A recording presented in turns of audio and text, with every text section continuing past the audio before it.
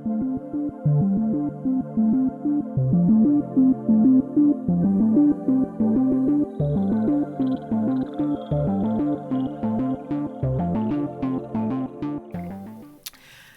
want to show you a couple of very small, important details when we talk about threading.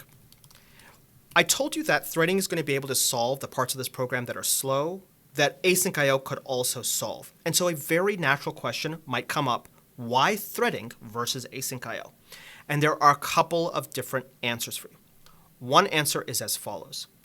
In general, in narrow circumstances where you need to add just a little bit of concurrency to a small portion of your program, it is generally the case that threading will be less overall disruptive to the program. Remember, when I have to rewrite this code in order to make use of Asyncio, I have to take the entire program body and I have to move it into my asynchronous main function or into something that's called by my asynchronous main function, because the only way that I can interact with that event loop is from code that is aware of that event loop. Async code can only call async code, but non-async code cannot call non-async code. But in the threading universe, the threading code is not cooperatively concurrent, but preemptively concurrent. The distinction here is, in Asyncio, I have to cooperate to indicate where I'm allowing myself to be interleaved, where I'm allowing somebody else to go and do some work. And I do that via that await keyword. In the threading universe, I don't have to at all. The operating system on my behalf says, oh, this thread over here has done enough work. I'm going to make sure everything is fair. And this thread's done enough work. Stop where you are. Let this thread over here work.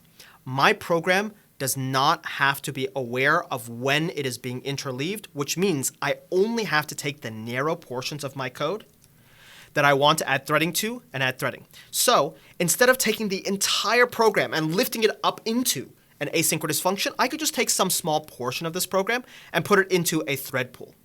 And this may be overall less disruptive for my program. We'll start with that approach for this program, and we'll see how it can be less disruptive.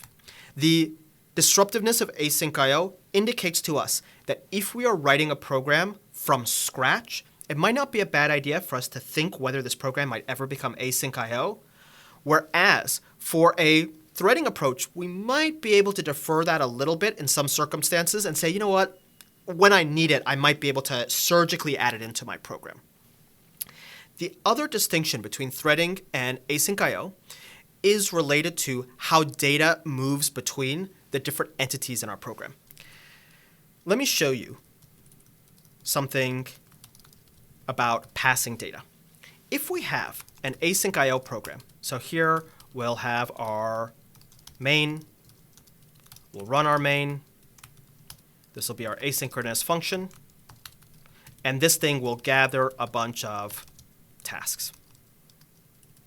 So here we have each individual task, and this task will do something very simple. It'll maybe just update some data set. Maybe this is a producer-consumer circumstance, so we'll have a producer task and some consumer tasks. And the producer task will say, oh, this job is ready to have information queried for it. And the consumer task, there'll be many of those, and it'll say, okay, let me go and consume that. So what I'll do is I'll create my tasks, and my task will have maybe one producer,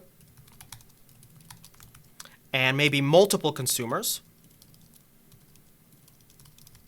And these units will interact with each other.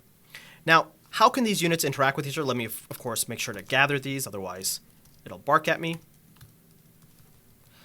How do these interact with each other? Well, there's a couple of different ways. They could interact with each other via local variables that I pass. So I could do something like jobs equals let's do a job queue. So we'll use our very familiar collections.dec. So we'll say here's a job queue, and maybe we'll even say if you have too many jobs, you just throw jobs away. We can even use cute things like that max_len parameter. I don't know if that's a good idea because I will just throw away jobs if we get too many jobs, but you get the point. And we could pass this to each one of these units like this. And here we can grab a sleep.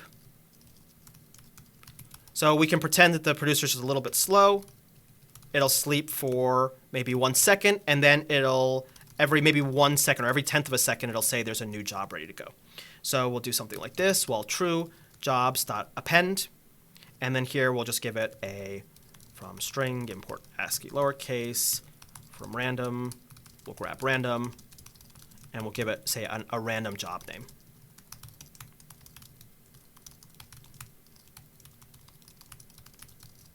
So here, a random 4-letter job name. And then in the jobs, what we'll say is, OK, while there's anything in jobs, or maybe we'll just do a while true here, and we'll say if there's something in jobs, we'll do a pop left and get the name, and we'll just print out processing this name. Like that. And that's it. And let's see if this manages to work. And you can see we'll even give these a consumer identifier, just so you can see that these are two different consumers. So here we'll say this is C1 and this is C2. Very good. And then here we're going to await. Remember, if we don't, no, something very, very, very important. Do you notice this thing is hanging? Why is this hanging? Because in my consumer, I didn't cooperatively say, hey, some other code can run. And because I didn't say some other code can run, this thing is just looping forever. And so the producer is never given an opportunity to go and add another job. So I have to be very careful to make sure I also put something like an AIO sleep. And an easy way to just say, hey, anybody can take over, but I'll just continue if there's more work to be done, is to do a sleep of 0 seconds. Now you can see, there we go. And I'll do ident so you can see that this works. So you can see, oh, C1 is actually pretty good at taking them. So what I'm going to do is I'm going to sleep for maybe 1/10 of a second, just so that C2 gets a little bit of an opportunity to do some work. Really, C1 gets all the jobs? I mean, it just means that C1 is just being scheduled first, so it's getting jobs. So here what we'll do is we'll do one more thing. I'm going to append 2 jobs at the same time. That way, you can see the scheduler is actually very balanced in terms of how it has. Or what I could do is I could put a sleep here that models how long the job takes to run. And then if we do that, then that'll kind of show that there's a little bit of a balance here. So here you can see C1 got a job, C2 got a job, C1 got a job. And we have a very nice producer consumer. But this is very disruptive. I have to do all of this work to set up my program. Now, if I want to pass data, here, I can pass data either via this local variable, or you know what? If I'm lazy, I don't even need this to be a local variable. This just could be a global variable. And I don't have to reason much about how this program works. This will just simply work as long as, of course, I refer to this global variable appropriately in both places. Because Asyncio is strictly single-threaded and it is cooperatively concurrent, there's generally not a very strong need for us to worry about things like, oh, do I need to lock this so I don't clobber something? Am I going to overwrite something? Is there going to be some kind of deadlock? I don't have to worry about that at all. And the reason I don't have to worry about that at all is any sequence of operations that I perform that doesn't have an await splitting them up is guaranteed to be atomic. So whatever these operations are, all of these are guaranteed to be atomic. I don't have to think, oh, let me lock the structure before I write to it. Let me lock the structure before I read to it, or things like that. Whereas in the threading example, because I don't control when those threads run, I have no idea in an example like this if one of these threads, and I'll actually show you what this looks like in the threading scenario. It doesn't look altogether that different. But here we don't need asyncio. We'll grab time or sleep from the time module. We'll make this synchronous. We'll sleep for a regular 1 second. Here, we'll sleep for, again, a random amount of time. Here, we don't need to launch that into our event loop so that we can just do it like that. And here, what we're going to do is we're going to say pool equals this. And we'll start each thread like this. It's a very, very slightly different syntax, but for the most part, the structure of the program looks fairly similar. And we can do quargs ident. Now, in this case, we will still use that global variable for these structures. And then here we'll do for x in pool, x.start, and x.join. So here you can see our threaded version. The risk of course, we have to import threading. The risk of this is that collections.dec may not be thread safe, and depending on what the operation we're doing on that collections.dec, it may be the case that we might have data hazards or race hazards. We have the case where somebody reads from it while somebody's pulling something out of it or writes from it. It really depends on how we or what operations we're doing on this structure.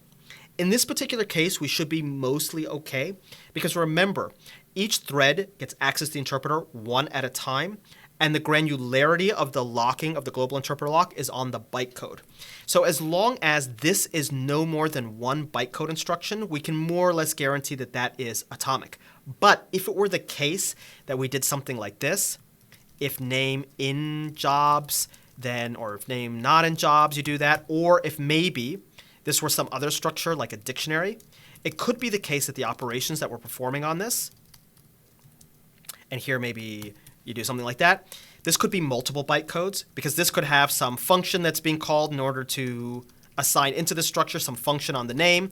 And this would interleave arbitrarily between the setting of the dictionary and maybe the reading of the dictionary. So if we did something like this, the reading and the writing might be interleaved, in which case we would have some potential for data corruption and we could end up with anything. So we'd have to do some kind of locking here to make sure that we don't accidentally mess up our structure here as we read and write from it. Of course, here, let's just do def f name, return name. And then, of course, here as well, here we'll just do a pop. And here we're going to also lock that. And we'll actually lock like that. And here we'll do a .get in case this thing's not in there. So maybe there's some function that says if the job has been enqueued, but it's there. And here, let's pop. Let's do, this is tricky. Let's do this. Oh, this is very unsafe. Note, if we did something like this, and we popped like the first key that we found in this structure, that is very unsafe. There's so many bytecodes that are running for this. We're really gonna get in trouble if we don't lock this thing. And a consequence of that locking may very well be that this code is really not any better or any faster than the sequential version of the code, and it is much harder to reason about and has all of these risky modes or risky possibilities associated with it. That's one of the downsides of threading. Passing data between these structures requires either a thread-safe structure or requires locking. Now, it's not that bad of a situation that we're in because in the Python standard library, we have a q.q, and the q.q is guaranteed to be thread safe. So if we went back to our previous version, we could, of course, use a q.q here instead of a pure Python structure. And we could do a put, and we could do a get here. And here we have to do a get I think it's blocking equals false.